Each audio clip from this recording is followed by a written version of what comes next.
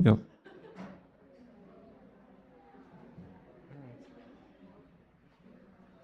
Well, good morning. Welcome. So happy to see you all.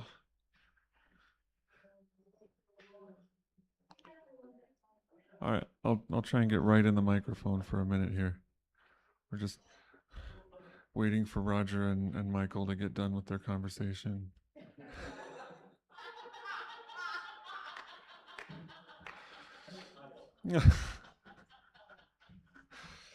Oh, so happy to see you all this morning. So we're going to start with a song that Tereece discovered a few years ago that we've been looking at and talking about for a long time, wanting to share with you guys that it just speaks to a lot of what we love here about our spiritual experience.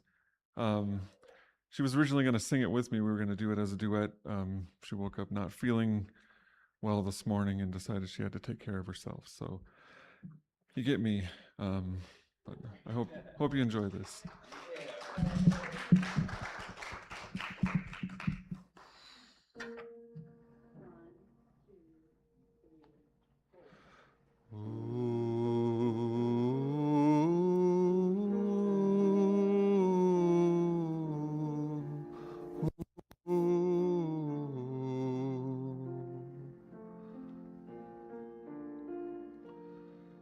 You taught me the courage of stars before you left.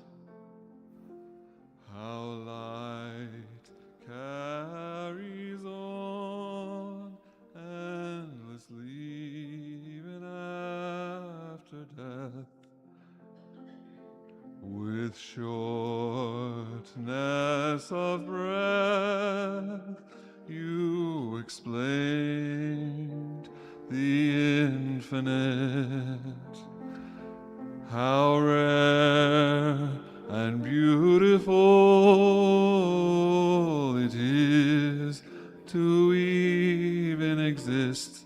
I couldn't help but ask for you to say it all again. I tried to write it down, but I could never find a pen. I'd give anything to hear you say it one more time, that the universe was made just to be seen by my eyes.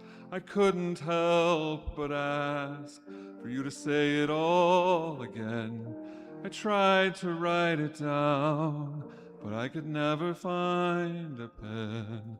I'd give anything to hear you say it one more time, that the universe was made to be seen by my eyes.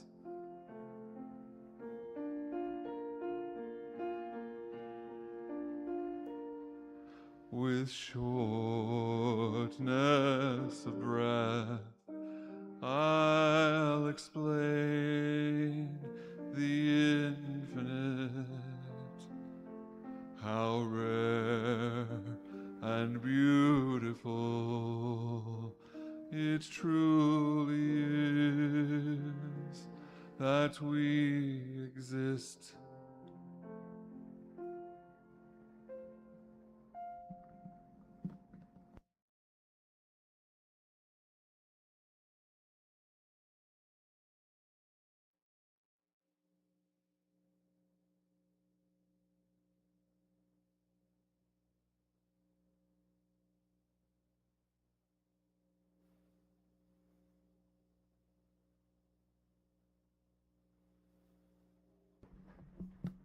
Thanks, Michael. That was very nice.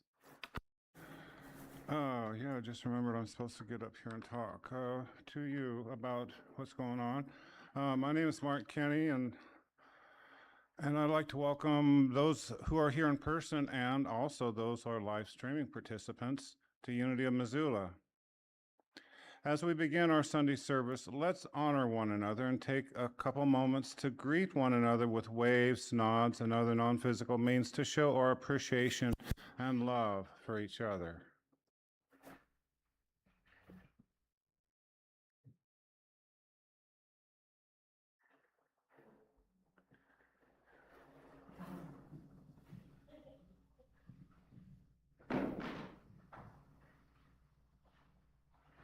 Very nice. Yeah, we used to get up and hug each other, and I kind of miss that, but this is nice too. Now, as we move into the more formal part of our service, let's remember Unity of Missoula is a team ministry founded on the 5 basic tenets of unity, which are God is all good and active in everything, everywhere. I am naturally good because God's divinity is in me and in everyone. I create my experiences by what I choose to think and what I feel and believe. Through affirmative prayer and meditation, I connect with God and bring out the good in my life. I do and give my best by living the truth I know. I make a difference. And now we're going to do the announcements. Next Sunday's 11 a.m.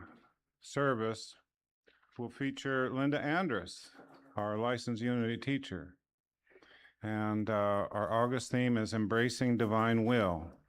This month's spiritual power is will, represented by the disciple Matthew and Sarah. The color is gray, silver.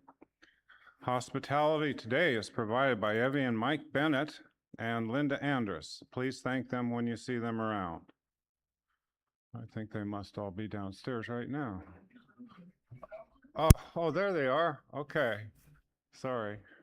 They're all here. Thank you. Please join us for food, fun, and fellowship downstairs.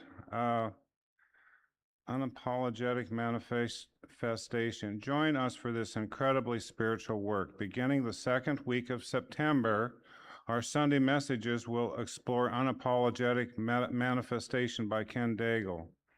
As we study together, you'll discover practical spiritual principles that can help you manifest greater peace, abundance, purpose, and possibility in your own life. At the same time, our shared intention will create a powerful collective consciousness that supports the highest vision for Unity of Missoula. We invite you to read along and join us as we consciously create a brighter future ideal individually. Let me try that again. We invite you to read along and join us as we consciously create a brighter future, individually and together. If you would like a copy, add your name to the sign-up sheet for the book or the book and workbook. If you have questions, please see Roger or one of our other board members.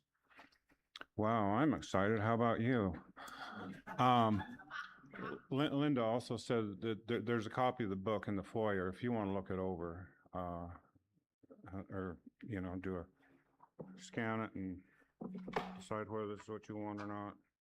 Here's the one for the book. And here's the one for the free time book.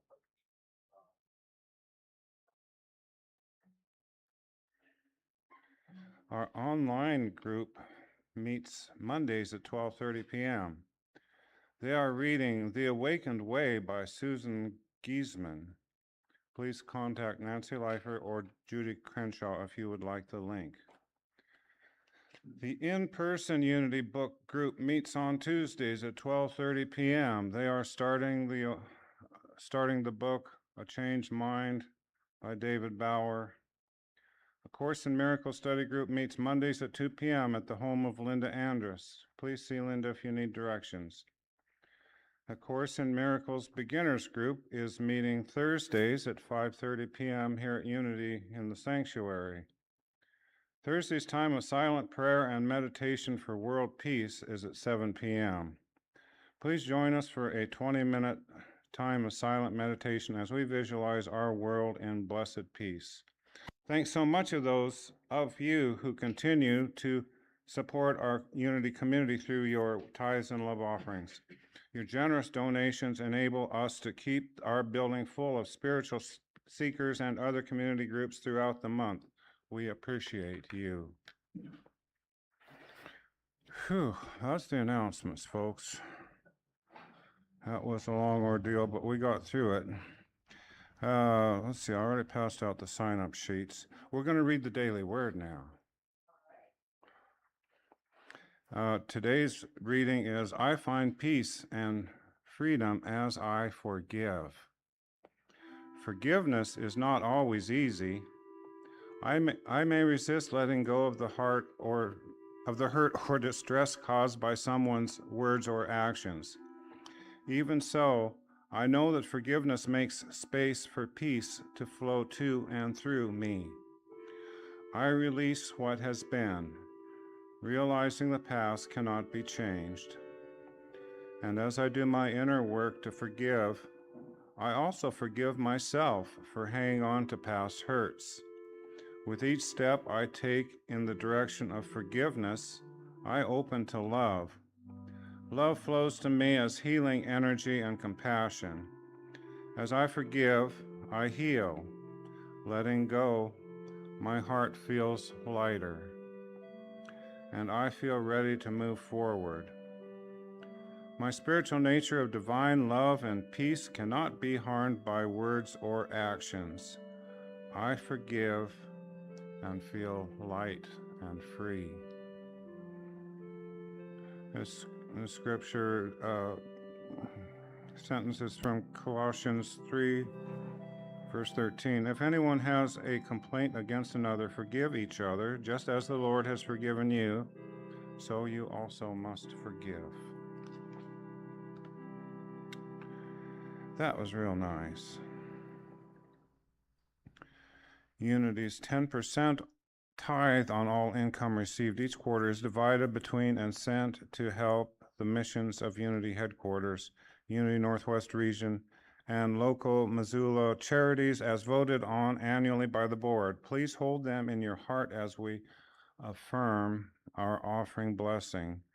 I will affirm it once and then repeat it with me. I open my heart to love. All that I give and all that I receive is blessed and multiplied from a joyful heart of love. Together, I open my heart to love. All that I give and all that I receive is a multiple heart of love. And together one more time. I open my heart to love. All that I have and all that I live, multiply from an overfull heart of love. Would the greeters please pass the baskets?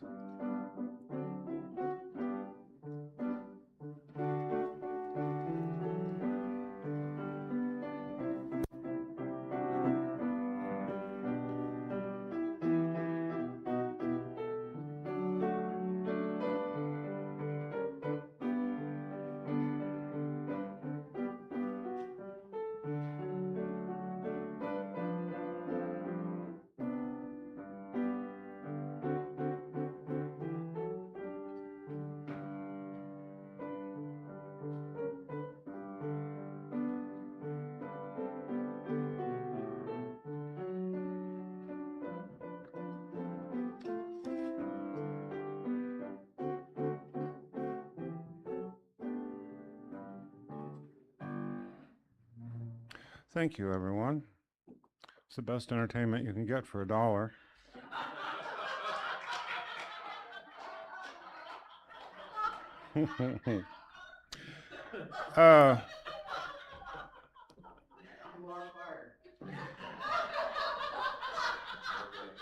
I didn't mean it. Just kidding. I didn't expect that kind of response. Before we move on to the talk for this week, I will affirm Unity's primary affirmation and ask you to join me for 2 more times. There is only one presence and one power in my life, the all-loving goodness of God. Together, there is only one presence in my life, the all-loving goodness of God. And again, together, there is only one presence and one power in my life, the all-loving goodness of God. In addition, here's our Missoula Unity affirmation. I will affirm it once and ask you to join me again. We are Unity of Missoula. We are a radiating center of divine love, open and accessible to all. We are God's light, peace, and joy wherever we are. Together, we are Unity of Missoula. We are God's center of divine love, open and accessible to all. We are God's light, peace, and joy wherever we are. Unity of Missoula maintains a circle of people who have made a commitment to pray every day for others at their request. If you have names of people to hold in prayer for a month, you may place their names in the prayer box located on the altar. It's right there. Or call the church and leave a message with those names. Their names will be sent out to our prayer circle and to Silent Unity for 30 days of prayer. Please join me in prayer for a moment as we hold all of them in our hearts. You may also now say aloud or silently the names of those you wish to bring into this time of prayer.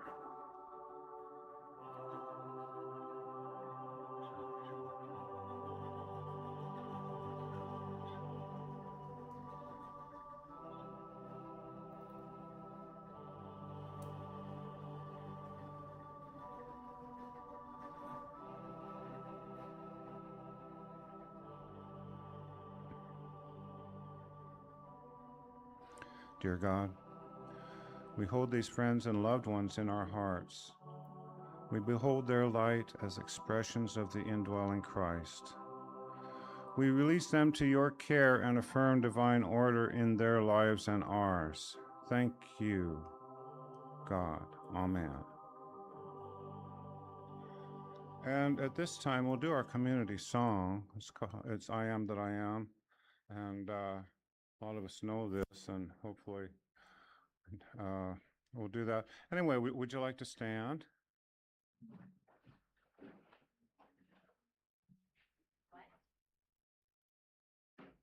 Okay.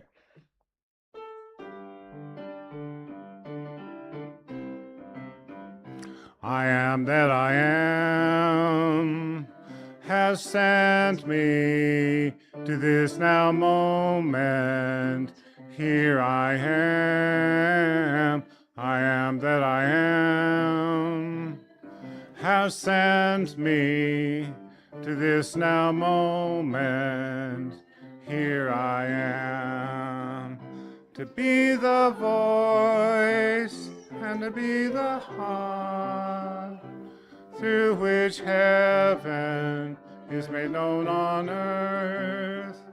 To be the voice and to be the heart through which heaven is made known on earth. I am that I am has sent me to this now moment. Here I am that I am has sent me to this now moment. Here I am to be the voice and to be the heart through which heaven may known on earth. To be the voice and to be the voice through which heaven is made known on earth. Thanks. Kathy doesn't have the music and I don't have the words. So we faked it and did the best we could. We do that a lot around here.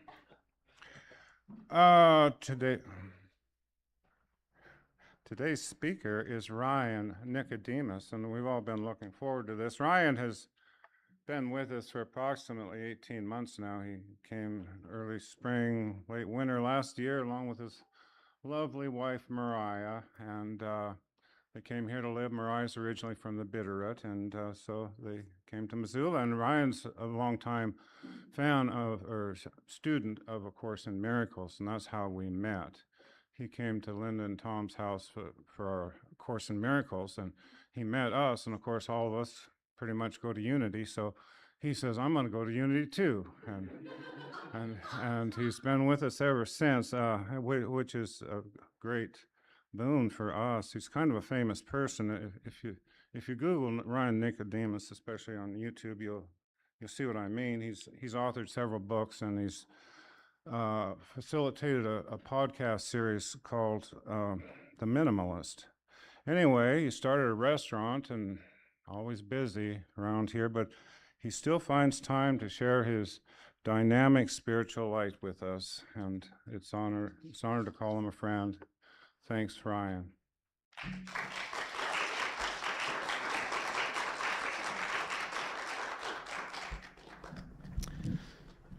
Man, thank you, Mark. That was a great intro. And you know, he really reminded me not to take things so seriously. I'll tell you what. Good morning, everyone. Good morning to those watching on Zoom. Thanks for joining us. It's an honor to speak to all of you, to be up here giving the talk. I really love Unity's theme this month of understanding your purpose. A few years ago, I used to have a mentoring business where I'd guide people through some of life's questions and help them through difficult situations. And the biggest question I received was, how do I find my purpose? What am I supposed to do with my life? And now I've spent a lot of my life asking those same questions. In fact, I remember when I was a child watching a cartoon, the main character in this cartoon set out to climb this ginormous mountain because they had heard that at the top of this mountain, there was an old wise man who knew the purpose of life. The main character's journey up the mountain entailed difficult obstacles and funny encounters with strange creatures, including an encounter with the abominable snowman. Now, the adventurer eventually made the journey up the mountain and reached the very tippy top, where there was this little hut and an old wise man who dwelled inside. He knocked on the door, and the wise man answered, and without delay, the tired and weary traveler looked at the wise man and asked, "What is the purpose of life?" And the wise man went to speak. But right before the old man could answer, the abominable snowman came out of nowhere, kicked the hiker off the mountain all the way back down to the bottom. That was the end of the cartoon. Roll credits. I remember being so frustrated. Like, I wanted to know the answer. And as a kid, I couldn't stop thinking about that question. What is the purpose of life? And somehow, even at a young age, I landed on what I felt like was the obvious answer. The purpose of life must be to be happy. So naturally, my next question was, well, what'll make me happy? Well, that answer seemed pretty obvious too. Money. Money would make me happy. I grew up in a home with very little money. My parents split up when I was 7 years old, and I went to live with my mom, where there was a lot of drug and alcohol addiction. There was some physical abuse and a lot of instability. Mom was always on some sort of government assistance, and just money was always this source of discontent. And it was the same thing for my dad. I mean, he owned this small painting and wallpaper business, but it always seemed like he was just barely getting by. So I made the simple assumption: if the lack of money caused so much unhappiness, well, I guess then having money, well, that would create happiness, right? And not only that, I saw people who had money and how they seemed really, really happy. Growing up during summer breaks, I used to work for my dad, painting and hanging wallpaper. And we worked in some really nice homes, like really, really nice homes. There were some homes, I saw a house that had a 10,000 square foot garage. There were indoor swimming pools, private bowling alleys, like really fancy places. And one day, I remember we were working in this really nice house. It wasn't like a multi-million-dollar nice house, but it was something nicer than my mom or dad had ever owned. And I remember when we met the homeowners, like how happy the couple seemed. Like The walls in their home were decorated with the smiling faces of friends and family that affirmed the happiness in their lives. Oh, and all the stuff in their home, the TVs, the fancy furniture, the fireplace. I just remember seeing how happy their lives were. And as we started working on the home, I started to picture myself living there. I started to picture how happy I would be if I could own a place like that, filled with all that stuff. So I asked my dad, I'm like, Dad, how much money would someone have to make in order to afford a place like this? And he looked at me and he said, Son, if you can make $50,000 a year, you could probably afford a home like this. Now, that was back in the 90s. So $50,000 meant something very different than it does today. But that number became my definition of happiness. It became my purpose. And when I was a senior in high school, I was sitting at the lunchroom table with my best friend, and we started talking about what we were going to do with our lives after we graduated. And I told him, I'm like, look, man, I don't know what I'm going to do, but if I can just figure out a way to make $50,000 a year, I know that I'll be happy. So my friend and I, we both eventually got sales jobs. We got on that corporate ladder together. And eventually we started to earn each $50,000. But I didn't feel happy.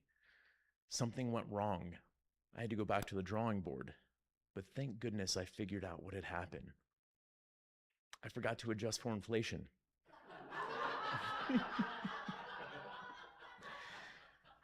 So I thought to myself, well, maybe $75,000 a year, maybe that's happiness. Or maybe 90,000, or maybe six figures, or maybe happiness looked like owning a luxury car, or going on expensive vacations, or buying a bigger house, or having a closet filled with nicer clothes. Whatever happiness was, I knew that once I'd got there, I would finally feel free. I'd finally feel like I was living with purpose. So for years, I kept climbing the corporate ladder. I made more money. I lived in a nice home. I bought a new car every couple years. But the higher I climbed, it seemed that happiness was further away. And eventually, I had to admit something to myself that I'd spent years avoiding. That maybe I had chosen the wrong purpose in life. Maybe happiness wasn't hiding behind the next paycheck. Maybe happiness wasn't hiding behind the next promotion. So I did something I've always found helpful when I don't know what to do.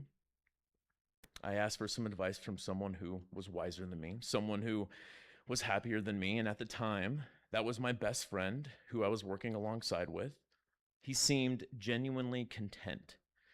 And since we had the same career, living parallel lives, I thought maybe he could offer some insights.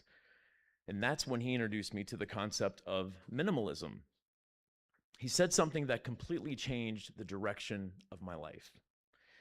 He said, minimalism is the thing that gets us past the things so we can make room for life's most important things, which aren't things at all. And that idea, that landed with me. It landed because I could see how my life had become full of distractions and might be preventing me from seeing things clearly. Maybe if I removed enough clutter, my purpose would finally reveal itself. So I decided to try out this thing called minimalism. And to do that, we came up with a pretty wild idea called a packing party. It was a simple idea. I'd pack all my belongings as if I were moving, and then I would unpack only the items I needed over the next 3 weeks. So my best friend came over and literally helped me box up everything. My clothes, my dishes, my toiletries, my electronics, my frame photographs and paintings, everything, even my furniture. We literally pretended like I was moving. Now, when I packed things up, I made sure that every box was carefully labeled so I could find things when I needed them. Labels like living room, junk drawer number 1, kitchen utensils, bedroom closet, junk drawer number 7, so forth and so on. I spent the next 21 days unpacking only the items I needed. My toothbrush, my bed and bed sheets, some clothes for work, the furniture I actually used, kitchenware, a tool set, just the things that added value to my life. And after 3 weeks, 80% of my belongings were still sitting in those boxes, just sitting there, unaccessed. All those things I'd spent years buying because I believed they would make me happy, they weren't doing their job. So I decided to let them go. I donated them, sold them, recycled what I could. My entire life changed. That experiment in minimalism had helped me remove enough noise so that I could identify the things in my life that really mattered. Things like my health, my relationships, contributing beyond myself in meaningful ways. And after that experiment, my friend and I, we decided to share what we had learned.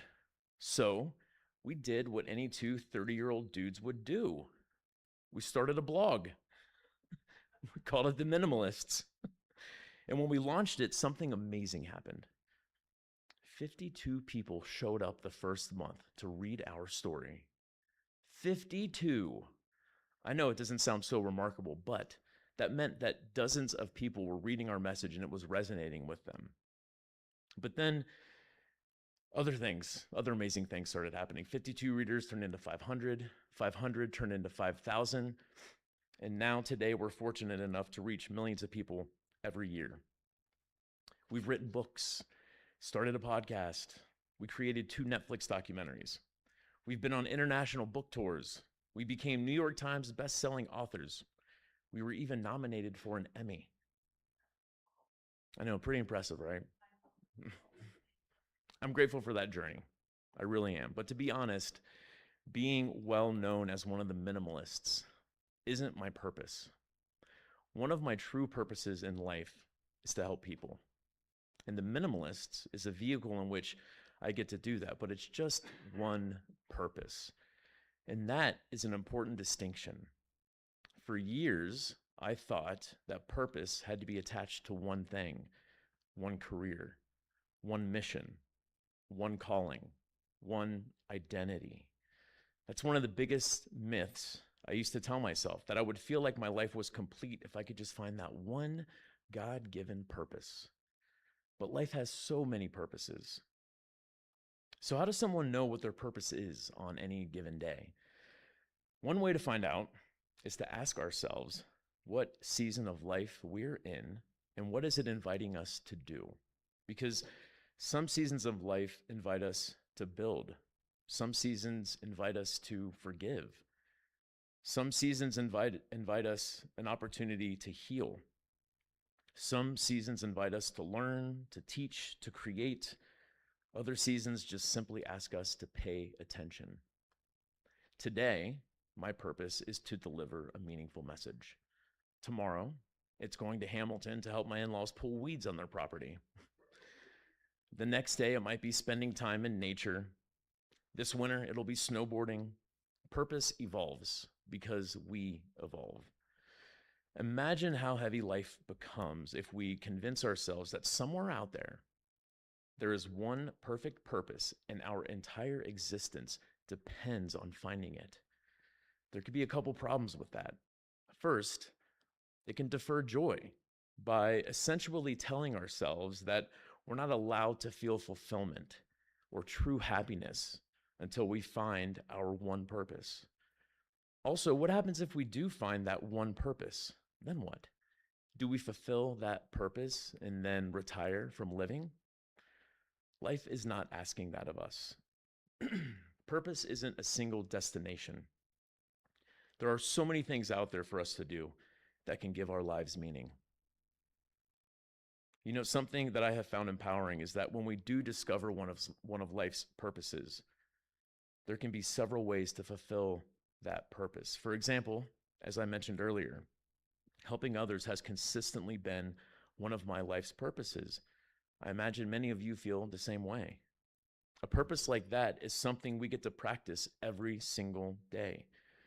Cooking a meal for people is one opportunity to help, holding the door open for someone, listening without interrupting, letting another car merge in front of us while we're stuck in traffic, genuinely asking the cashier at the checkout line how their day is going, checking in on a friend, helping a neighbor, these moments matter. And for me, this is where most of life actually happens. It gives me an opportunity to feel like I'm living with purpose every day. You know, it's interesting, when we first meet someone, there's that question that always pops up. What do you do? What do you do? You know, in my days of corporate success and networking events, it felt like almost an I got you question. Because at those networking events, the implicit question was, what do you do for a living? How much money do you make? And where do I rank with you on the socioeconomic ladder? But of course, folks can't ask the question like that because that's just rude, right? Today, when someone asks me that question, what do you do? I answer it with, you know what I love to do? I love to snowboard. Or, I live in Montana, so I love anything that involves the outdoors. Answering that question like this, it opens the door for connection. And then I get to ask, what do you love to do? That's such an easier conversation to have rather than trying to come up with an impressive answer. I'm not trying to impress anyone. I'm not trying to leave a legacy. I don't need to put a dent in the universe. Sometimes we place so much importance on changing the world that we overlook the person standing right in front of us. And if we insist that our life's purpose has to be grand, then many of our days may never feel like it's enough. However, helping one person is enough. Making one meaningful connection is enough. Being fully present with our family is enough. These interactions are where our lives unfold. Purpose isn't found in extraordinary moments. In fact, I would posit that purpose can transform ordinary moments. Making the most out of ordinary moments is enough. We don't need to waste time asking ourselves, what is my purpose? In fact, consider the way we ask ourselves that question. What is my purpose? As though purpose is something we own. Purpose is not something we possess. I don't think that's how it works. Purpose is an experience that we can bring to whatever it is that we're doing. In fact, if we break the word down, P-U-R, the prefix, is to set forth beforehand. It's also used in the word pure, so it's without blemish, the purest intention. And P-O-S-E, pose, is to suggest or intend. So if we look at the word purpose like this, what it really stands for is the purest suggestion or intention that we set forth beforehand. That's a completely different way of looking at life. Instead of asking, how do I find my purpose? What if we asked, what's the purest intention I could set today? That question changes everything. Because now purpose isn't waiting in the future. It's not something we're looking for. If we practice making our everyday interactions meaningful, instead of possessing a purpose, purpose will start to possess us. We can bring it with us everywhere we go. Things have purpose when we give them purpose. In one of Martin Luther King Jr.'s speeches, he talks about a street sweeper. He says, if a man is called to be a street sweeper, he should sweep streets even as Michelangelo painted, or Beethoven composed music, or Shakespeare wrote poetry. He should sweep streets so well that all the hosts of heaven and earth will pause to say, here lived a great street sweeper who did his job well. But the truth is, we don't need to do anything. God accepts us for who we are. When I think about the loved ones in my life, I don't think about all the things they do in the world that makes me love them and respect them. I don't rank them by their deeds. I mean, sure, I love to see people doing awesome things out in the world, but their doingness isn't a requirement for earning my love. And that's not how it works with our Creator. Our existence is enough to be loved. Sometimes we become so busy doing the right things that we forget to just be. We think life begins after we've figured everything out. There's nothing to figure out. If anything, we need only accept that we are loved. In my studies with the Course in Miracles, I've learned that to find peace and happiness in our lives, it's a process of remembering who we are and where we come from. And in the process of remembering, it actually requires us to forget some of the things we've picked up during our lives. I've had to forget about the grudges I've had against others. I've had to forget some of the dogma I was indoctrinated with. I've had to forget what I told myself about the things that were going to make me happy. You know, sometimes I wish I could do a packing party with my values and ideas on how to live. To box up every opinion, every judgment, every assumption, every belief, and unpack each one as I needed it. Just keeping what makes sense and letting go of what's holding me back. But unfortunately, it's not as easy as that. But I have discovered a pretty simple and easy concept to carry with me. God wants us all to be happy. Our Creator wills only joy for us. The divine doesn't want us to feel guilty for doing or not doing certain things. God wants us to accept ourselves and others just as we are. The purpose of life isn't to spend our lives searching for the right answers. The purpose of life is to simply live it, to explore, to be curious, to keep growing, to love people well, to be fully present for this brief opportunity we've been given. I don't spend time anymore wondering what my life's purpose is. Instead, I ask a different question. What deserves my full attention right now? Because whatever receives our attention also receives our life. It receives our love. And if I can bring kindness to one conversation, there's purpose there. If I can help one person today, there's purpose there. If I can listen deeply, there's purpose there. If I can love well, there's purpose there. I've stopped waiting for some grand revelation. I've stopped believing purpose is hidden somewhere over the next mountain. Purpose has been available all along, not because I found it, but because I learned to bring it with me. So, if you're still searching for purpose, I hope this takes a little pressure off. Maybe you don't need to discover the one thing you were born to do. Maybe today your purpose is simply to be fully present. Because in the end, I don't think the purpose of life is to discover your purpose. I think the purpose of life is to live a purposeful life. And wherever that takes you, bring purpose with you. As a kid, I wanted the old wise man so badly to reveal life's purpose in that cartoon.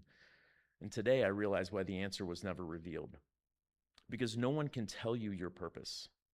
It isn't an answer someone hands you from a mountaintop. The answer is not even in this talk. It's something personal. So, now that I've given you my 2 cents on purpose, I want to open up the floor to all of you. I'm taking a huge risk here, but I've been discussing this topic with some folks at Unity and received some pretty enlightening thoughts on the topic. So I want to know who here is willing to share their answer to this question. What's one thing that brings you purpose in life? And if you could, please raise your hand. I'm going to bring this microphone to you. Yes.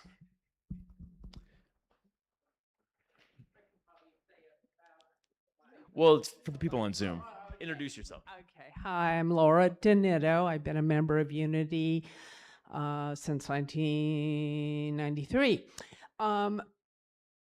My purpose is to meet others and to be touched by them as they touch me.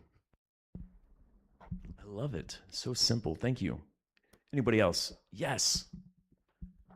Hi, everyone. My name is Dory. And one thing that brings me purpose in life is connecting with children through story and helping them stay connected to their magic rather than being turned away from it, and helping adults reconnect with their inner magic. Thank you, Dory. All right, one more. Anybody? Anybody? Yes. Flowers, gardening, nature. I am going to apply for this is the newest thing on my list, an official pollinator garden certification. Yes. So nature. I love that. Thank you. Thank you so much for sharing. I mean, I think purpose can be found in anything. And I love hearing what you guys find purpose in. So thank you so much for sharing. All right. Now, let's do something purposeful together right now. We're going to go into our meditation. Let's close our eyes. We're going to take a couple deep breaths.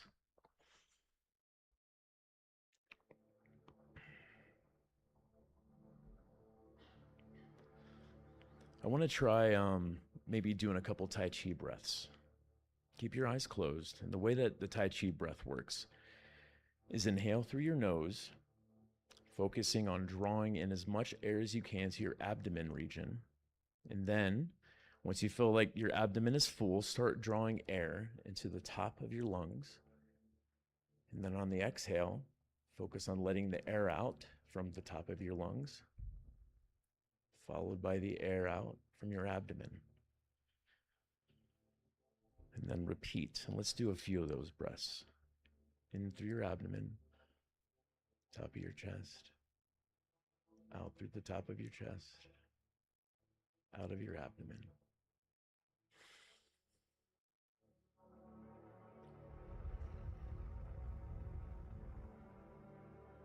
Living with purpose gives us a wonderful sense of connection.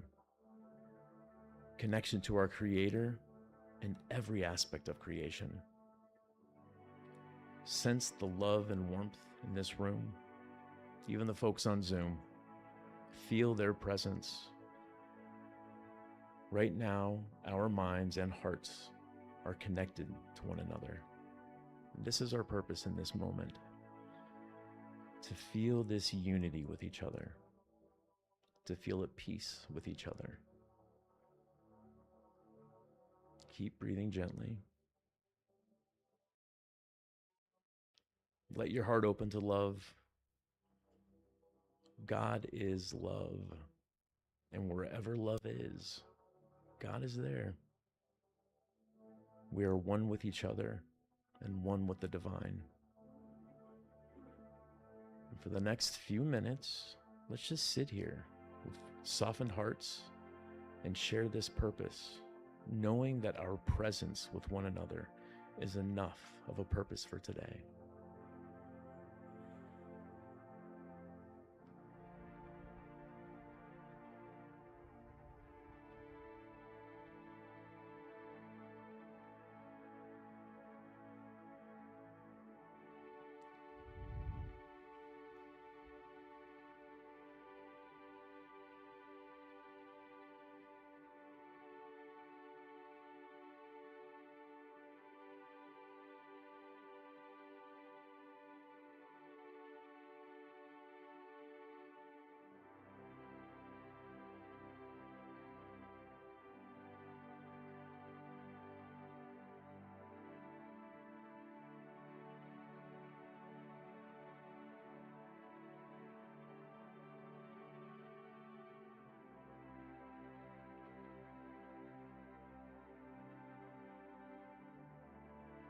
Just breathe and relax.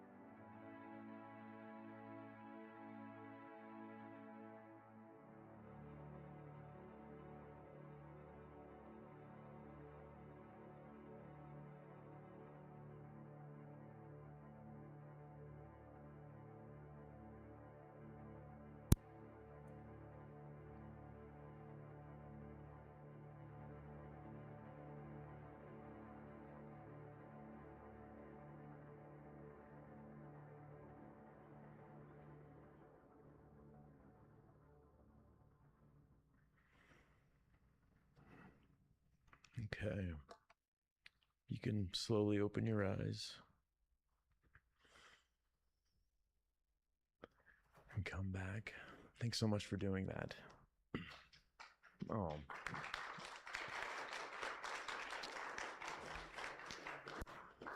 I think the meditation is my favorite part of the talks.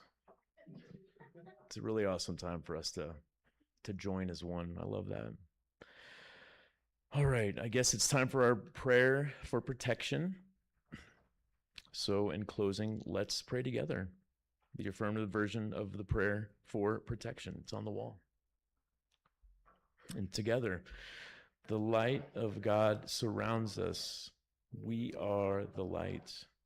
The love of God enfolds us. We are the love. The power of God protects us. We are the power. The presence of God watches over us. We are the presence.